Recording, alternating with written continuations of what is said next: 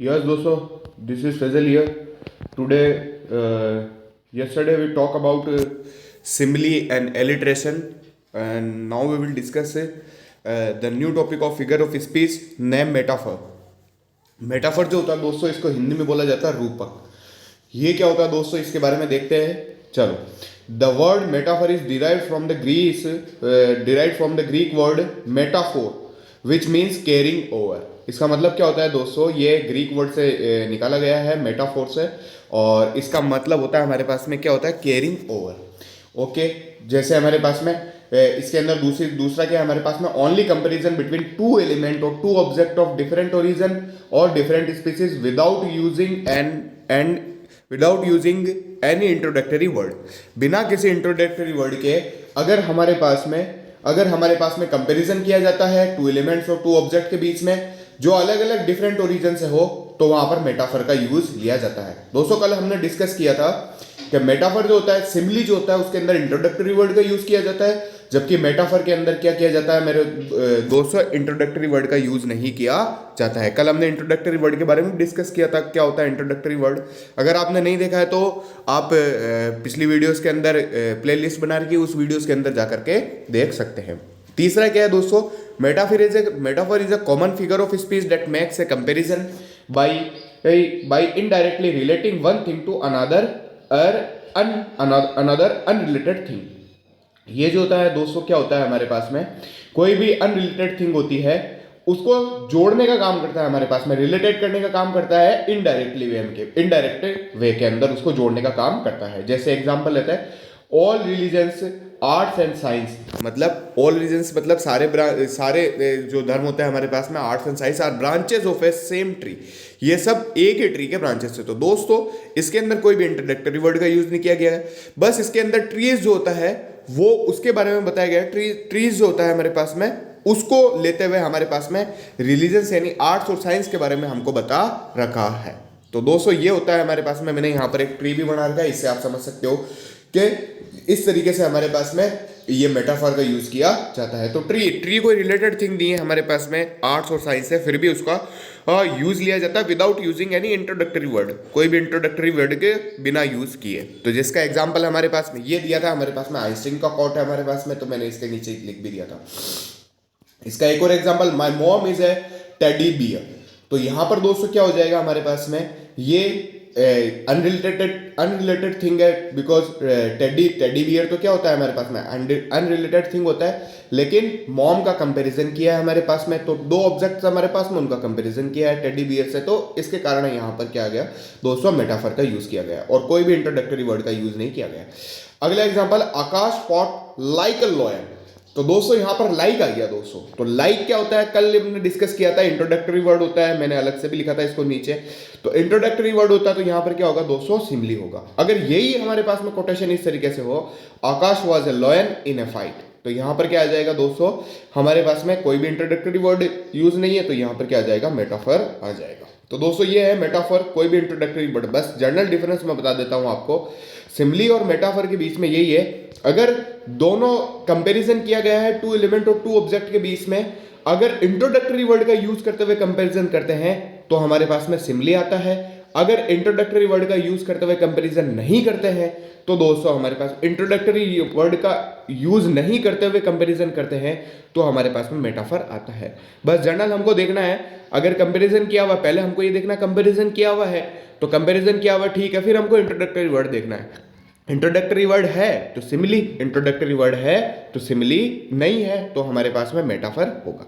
Okay दोस्तों, तो ये है हमारे पास में मेटाफर के जर्नल। ठीक है, मेटाफर के बारे में जनरल डिस्कशन हमारे पास में ये है। तो सिमिली और मेटाफर के बीच में मैंने सेमनेस और डिफरेंटनेस भी बता दी। अब आराम से इसको अपन पहचान करके एग्जाम के अंदर बिल्कुल सही आंसर फिल कर देंगे। अगला दोस्तों क्या है हमारे पास में, पर्सोनिफिकेशन। पर्सोनिफिकेशन क्या होता है दोस्तों, इसे मानवीकरण कहा जाता है हमारे पास में।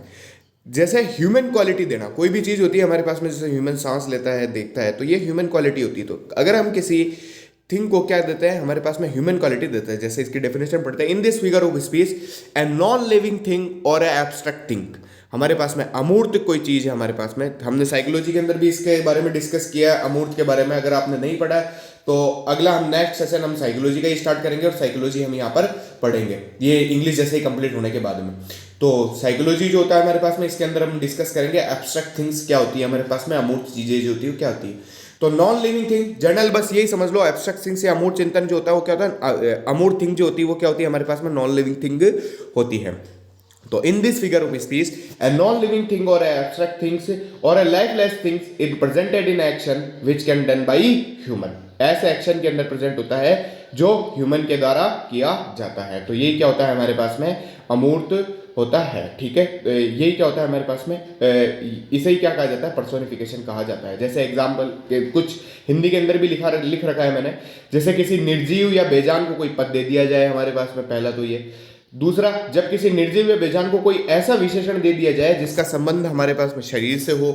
फिर तीसरा क्या है, जब किसी निर्जीव या बेजान को हिज या हर का लक़ब दे दिया जाए हमारे पास में। फिर अगला क्या है, जब किसी निर्जीव या बेजान को ऐसा कार्य करा दिया जाए जो ह्यूमन कर सकते हैं, तो इसके अंदर क्या आता है हमारे पास में, पर्सोनिफिकेशन आता है। जैसे एक एग्जांपल दे रखा है हमारे पास में, additionally the picture says a lot. तो यहाँ पर सेज जो होता है हमारे पास में, कहना, बात को कहना, तो हमारे पास में ह्यूमन थिंग होती है हमारे पास में। ठीक है, तो बात कहना ह्यूमन थिंग होती है, लेकिन हमने क्या कर दिया, उसका पर्सोनिफिकेशन कर दिया पिक्चर्स का। तो यहाँ पर क्या कहलाता है, पर्सोनिफिकेशन होता है। तो ये है जनरल पर्सोनिफिकेशन के बारे में। अगला है दोस्तों क्या है हमारे पास में, एजोनेंस। दोस्तों जनरली कंफ्यूज होते हैं हम एलिट्रेशन और एजोनेंस के अंदर। तो दोस्तों हमारे पास में एलिट्रेशन के अंदर कॉन्सोनेंट साउंड का यूज लिया जाता है, जबकि एजोनेंस के अंदर कौन से, वोवल साउंड का यूज लिया जाएगा। ठीक है, एजोनेंस के अंदर वोवल साउंड का यूज लिया जाएगा, जबकि एलिट्रेशन के अंदर किसका, कॉन्सोनेंट साउंड का यूज लिया जाएगा। दोस्तों हम इससे बस जनरल यही देख सकते हैं हमारे पास में कि हमारे पास में क्या होता है, एजोनेंस के अंदर लास्ट के अंदर क्या आता है, ई आता है। वोवेल के अंदर भी क्या आता है दोस्तों, ई आता है। तो इससे हमको कंफ्यूज नहीं होना है। तो हमको एजोनेंस जहां दिख जाएगा वहां पर क्या फील करना है, हमको वोवल साउंड फील करना है।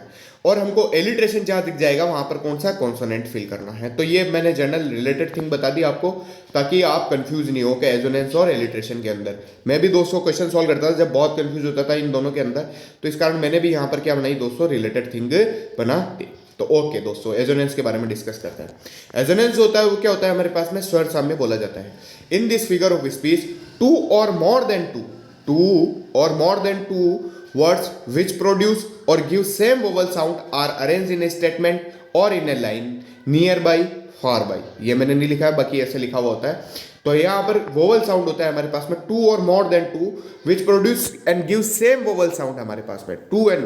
दोस्तों यहाँ पर क्या होता है, वर्ड अलग अलग हो सकते हैं, लेकिन सेम अगर वोवल साउंड फील हो रही है हमारे पास में, तो यहाँ पर क्या आता है हमारे पास में, सेम अगर वोवल साउंड जो होती है वो क्या होती है, फील होती है, तो यहाँ पर क्या आता है दोस्तों, एजोनेंस आएगा। अब वोवल साउंड, सबसे पहले हम वोवल देखते हैं कौन कौन से होते हैं, ए ई आई ओ यू। दोस्तों हम यहाँ पर अगला जो टॉपिक आएगा हम आगे पढ़ेंगे फेनेटिक्स के बारे में। तो फेनेटिक्स के अंदर वोवल साउंड जो होते हैं दोस्तों वो 20 होते हैं, और 20 के अंदर भी डिवाइड होते हैं। एक तो मोनोथोंग होते हैं और दूसरे क्या होते हैं, डिप्थोंग होते हैं। मोनोथोंग 8 होते हैं, डिप्थोंग जो होते हैं वो क्या होते हैं, 12 होते हैं। तो इसके बारे में अपन फर्दर डिस्कस करेंगे। सबसे पहले बस दोस्तों अपन को यही देखना है कि वोवल साउंड अगर क्रिएट हो रही है, अगर ए ई आई ओ यू किसी का एक का साउंड क्रिएट हो रहा है, तो वहां पर क्या आएगा दोस्तों, एजोनेंस आएगा। जैसे एग्जांपल देखते हैं यहाँ पर, my dear, come near, without fear. तो यहाँ पर तीनों के अंदर ई ई ई साउंड क्रिएट हो रहा है, तो इस कारण यहाँ पर क्या आएगा दोस्तों, एजोनेंस यानी स्वर साम्य आ जाएगा। ठीक है दोस्तों, ई का साउंड यहाँ पर क्रिएट हो रहा है। ओके दोस्तों, अब अपन आगे डिस्कस करते हैं, नेक्स्ट पेज पे चलते हैं। नेक्स्ट पेज पे अगला टॉपिक है दोस्तों क्या है, राइम स्कीम। नेक्स्ट टॉपिक जो है वो क्या है दोस्तों, राइम स्कीम के बारे में। तो दोस्तों चलिए देखते हैं राइम स्कीम। राइम स्कीम क्या होता है हमारे पास में दोस्तों, rhyme scheme is a pattern of a sound that repeats at the end of a line और स्टैंजा। तो ये क्या होती है हमारे पास में, एक साउंड्स का पैटर्न होता है हमारे पास में, जो रिपीट होता है हमारे पास में at the end of line और स्टैंजा। लाइन और स्टैंजा के एंड के ऊपर हमारे पास में आता है। ठीक है, तो ये अब राइम स्कीम कैसे हो सकती है दोस्तों, तो जनरली अगर हमारे पास में ए बी हो सकती है, ए बी हो सकती है, ए बी सी ए ऐसे हो सकती है हमारे पास में। तो ये राइम स्कीम होता है। ठीक है, तो ये जनरल लास्ट में देखना है, अगर सेम मिल रहा है तो यहाँ पर एक ऊपर वाली लाइन भी अगर हमको सेम है और नीचे वाली लाइन भी हमारे पास में सेम साउंड क्रिएट हो रहा है, तो वहां पर ए राइम स्कीम हो जाएगी। ऊपर वाली साउंड के अंदर अलग साउंड क्रिएट हो रहा है, नीचे वाली के अंदर अलग क्रिएट हो रहा है, तो ए बी हो जाएगा। अगर हमारे पास में दोनों के अंदर अलग अलग हो रहा है तो ए बी हो जाएगा। अगर हमारे पास में 3 लाइंस दे रखी है, तीनों के अंदर अलग अलग साउंड क्रिएट होता है, ए बी सी हो जाएगा। तो ये जो होती है दोस्तों राइम स्कीम होती है। ओके दोस्तों, आप जानते होंगे, अच्छे से वाकिफ होंगे, नहीं होंगे तो इसका अपन आगे एग्जाम्पल भी कर लेंगे, राइम स्कीम का एग्जाम्पल यहाँ पर आगे आ जाएगा। ठीक है दोस्तों, अब आगे इसके कुछ प्रैक्टिस क्वेश्चन है जो लास्ट ईयर क्वेश्चन के ऊपर बेस्ड है, इसके बारे में अपन कल डिस्कस करेंगे, कल आसानी से हम इसके बारे में डिस्कस करेंगे। ओके दोस्तों, यहाँ पर राइम स्कीम के कुछ क्वेश्चंस है दोस्तों जो मैं लास्ट के अंदर बाद में आपको करा दूंगा, यहाँ पर कुछ राइम स्कीम के क्वेश्चंस। तो राइम स्कीम को लेकर के दोस्तों कभी भी कंफ्यूज मत होना, बस सेम सेम अगर साउंड क्रिएट हो रहा है तो ए, अलग अलग साउंड अगर क्रिएट हो रहा है तो जो ए बी, और अगर तीनों के अंदर अलग अलग साउंड तो ए बी सी। ठीक है, तो इस तरीके से हमारे पास में राइम स्कीम जो होती है वो क्या होती है, क्रिएट हो रही है। ओके दोस्तों, तो बाकी का पढ़ते हैं अपन कल हम इसके क्वेश्चंस करते हैं, प्रैक्टिस क्वेश्चंस जितने भी हम यहाँ पर कल इसके डिस्कस करते हैं। ओके, तब तक के लिए आप स्वस्थ रहिए, मस्त रहिए, और वीडियो को ज़्यादा से ज़्यादा दोस्तों शेयर करें, लाइक करें, और जो भी मैं चीज़ें पढ़ा रहा हूँ दोस्तों इनको एक अच्छी सी कॉपी के अंदर नोट करें और इनको लिख ले। अगर आपको ये मेरे नोट्स चाहिए तो आप मुझे डिस्क्रिप्शन के अंदर मैंने मेरे मोबाइल नंबर दे रखे हैं, वहाँ पर आप मुझे मैसेज कर सकते हो व्हाट्सएप के ऊपर, तो मैं आपको मेरे नोट्स प्रोवाइड करा सकता हूँ। इसके अलावा दोस्तों बस यही है कि वीडियो को ज़्यादा से ज़्यादा दोस्तों के साथ शेयर करें। आपको अगर मैं कहीं भी यूट्यूब के एक्सटर्नल फीचर्स के अंदर मिल जाता हूँ, जैसे आप अगर सर्च कर रहे हो कहीं भी आपको मिल जाता हूँ, तो उसी वक्त आप चैनल को सब्सक्राइब कर लें, और वीडियो को यहाँ पर लाइक कर दें। ओके दोस्तों, थैंक यू।